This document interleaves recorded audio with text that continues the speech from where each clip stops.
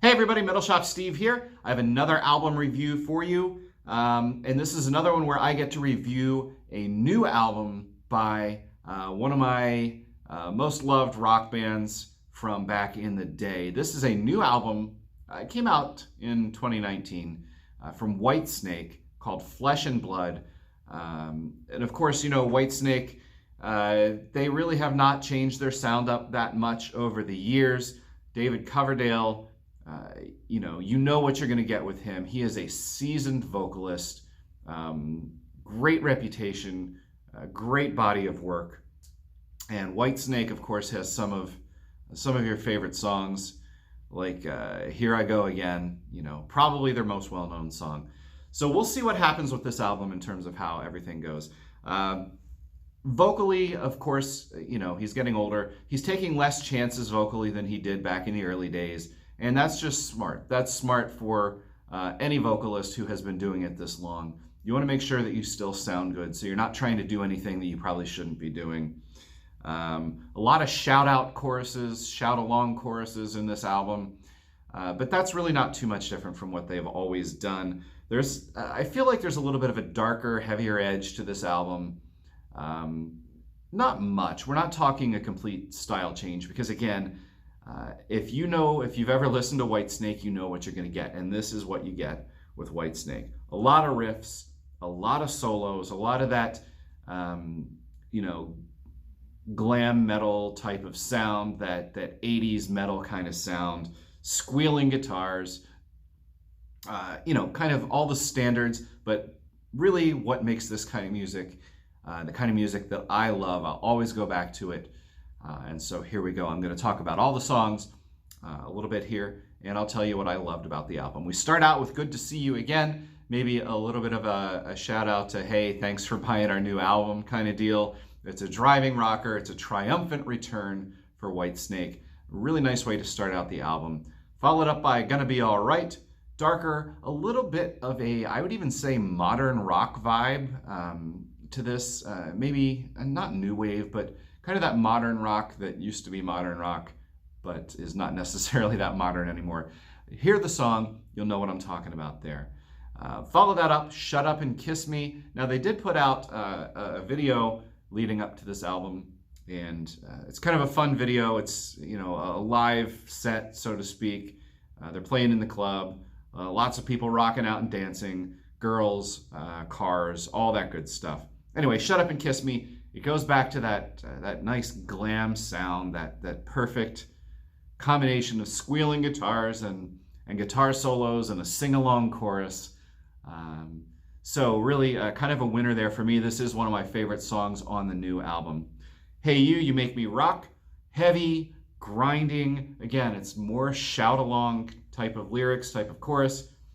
And that's what you like for, if you like the arena rock style of back in the day, this is what you want to hear. You want to find yourself shouting along to this as you're driving along in the car and everybody else is staring at you.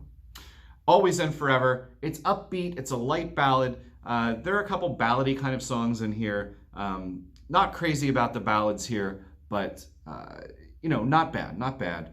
It's a little cliche, but still not a bad song. Followed "When I Think of You," another ballad. And again, for me, not the strongest part of this album. But then they pick it right back up with "Trouble Is Your Middle Name." That is an old school. It's got the strut and the swagger of that glam sound. Again, more shout-along choruses. And this, I think, is my favorite song on the album. It's definitely up there, but I think it gets the edge over the other ones just slightly. It's so much fun. And this album is a lot of fun. So nothing on here that's going to bring you down. If you want to skip the ballads, but you're going to find yourself pretty much popping this in and rocking it, and really probably having a smile on your face, because that's what it did for me too. Another rocker, "Flesh and Blood," title track. And then just a couple more rockers in a row, and not really anything that I need to talk about specifically, just that they are really solid stylistically. It's what you're looking for from Whitesnake. It's what you're going to get. "Well I Never" as another rocker, another one that I really like on this album. These next three, including that one, are more of my favorites. "Heart of Stone," that one is more of a slow rocker, It's kind of old school. And this one, I guess, could technically be considered maybe kind of a power ballad vein. It's a little bluesy, but of all the songs of this type on this album, I like this one a lot. They did this one really well, and I feel like I could have been listening to this one on the radio back in the 80s myself. Followed up by Get Up, which is, it's kind of one of those sleazy, dirty rockers, pounding drums, a great chorus. Again, fun. This is fun. This is fun rock. That's the way it should be. Coming toward the end of the album, After All, it's another ballad. It's acoustic and kind of shows every rocker has a soft side. I think that was some sort of album back in the day, a compilation album. Monster Ballads, maybe it was called. If you know about that, if you have Monster Ballads, let me know. And then finally, they finish off this album with a little bit of a departure from the sound. It's kind of epic, kind of not really progressive, but more of a wandering, longer type of song. It's certainly not anybody's Stairway to Heaven, but it's you know what I'm talking about. It's a longer song, tempo changes, kind of changing things up throughout, Sands of Time, and that's how they finish out this album. Again, if you like Whitesnake, if you like that arena glam rock sound, you will like this album. Maybe the best album since back in the 90s, maybe since Slip of the Tongue.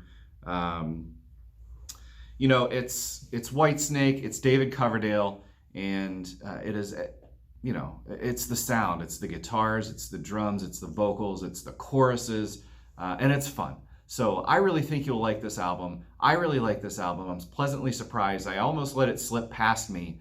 It caught my eye on the internet, and I'm sold. So there you go. For all you Whitesnake fans out there, let me know if you are still a big Whitesnake fan, how they sound live these days, what you think about this album compared to some of the older stuff. That's it. I have more stuff coming on the way, a lot of videos coming your way. So thanks for stopping by, and come back and see me.